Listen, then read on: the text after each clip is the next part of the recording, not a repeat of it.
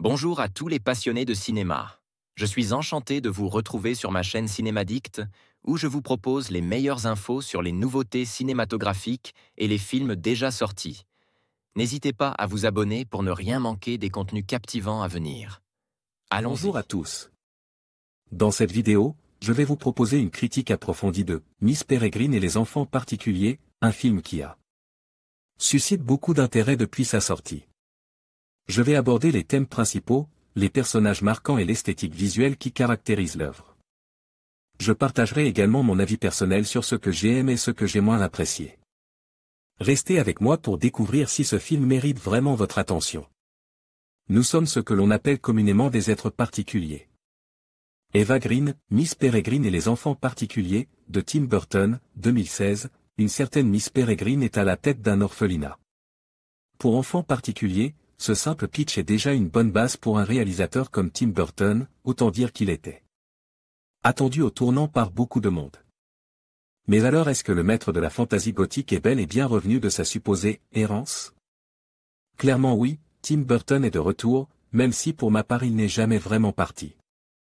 Il s'est quelque peu égaré mais il n'a jamais vraiment sombre. Je profite d'ailleurs de cette critique pour pousser un petit coup de gueule. J'en ai marre d'entendre par-ci par-là que la seule période où Burton était un véritable artiste c'était les années 90. Au risque de passer pour un cinéphile de pacotille et croyez bien que je m'en contrefiche, je vais vous livrer le fond de ma pensée. Burton nous a quand même gratifié depuis 2003 de films comme Big Fish, une fable émouvante, drôle et poétique, d'une adaptation décalée. Mais réussi de l'excellent roman de Roald Dahl Charlie et la chocolaterie, d'un magnifique conte gothique et romantique avec les Noces funèbres, d'une comédie à l'humour noir avec Dark Shadow, d'un autre film d'animation poignant et fort avec Frankenweenie. D'un biopic tout de même très inspiré avec Big Eyes. Alors oui il y a bien Sweeney Todd qui demeure un peu faiblard et bien entendu le décevant Alice au pays des merveilles, mais tout.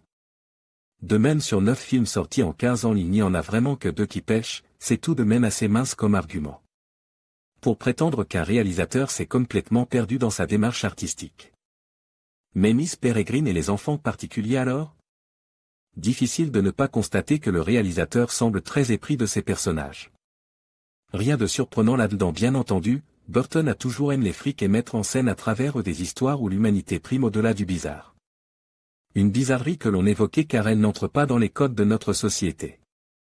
C'est là qu'encore une fois la force de Burton se déploie, lui qui après avoir réalisé son premier court-métrage s'est vu dire de chez Disney car juge trop bizarre justement. Avec Miss Peregrine et les enfants particuliers, plus qu'avec aucun autre de ses films depuis Édouard aux mains d'argent, le réalisateur nous invite à célébrer nos différences et il faut bien avouer que par les temps qui courent ce message résonne encore plus comme un cri de tolérance. Le postulat du film est vraiment beau dans la mesure où il est narre avec une passion évidente pour les protagonistes mais aussi parce qu'il s'adresse à un public très cible dont les différences sont souvent trop source de conflits. Tim Burton parle aux ados et aux jeunes adultes pour bien signifier que la simple particularité de quelqu'un peut parfois lui mener la vie dure et qu'il faut avant tout chercher à comprendre avant de juger.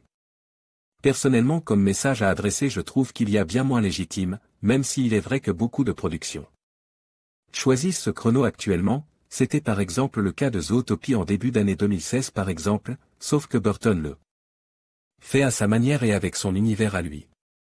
C'est surtout un retour de Burton à ses fondamentaux plutôt qu'un retour d'errance.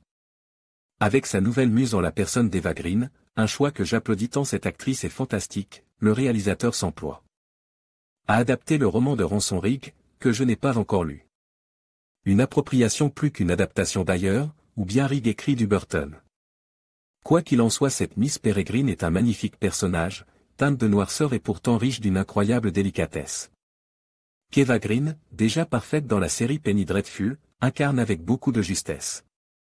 Asa Butterfield après un départ réussi sous la caméra de Martin Scorsese avec Hugo Cabret, il y a pire comme début de carrière, montre. Ici une palette de jeux très intéressante. La jeune Ella Purnell n'est pas en reste non plus. Enfin Samuel L. Jackson s'éclatait toujours autant et démontrait que les rôles de méchants un peu barjots sur les bords lui vont à ravir.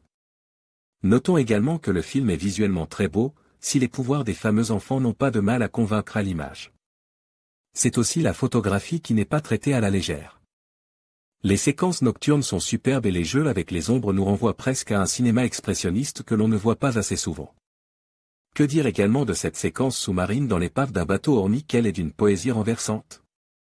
Mais Burton se permet également d'aller dans l'hommage, car s'il se cite parfois lui-même à travers le métrage, il nous gratifie aussi. D'une séquence à la fois drôle et impressionnante avec des squelettes qui nous renvoient directement aux grandes heures de forêt. Ariozozan sur Jason et les Argonautes en 1963. En somme, Tim Burton s'amuse avec Miss Peregrine et les enfants particuliers, mais il n'oublie pas pour autant de mettre tout son savoir faire au service de cette histoire, nous invitant à célébrer nos différences et à briser les barrières. Merci Tim, merci beaucoup. Ma note, 8/10.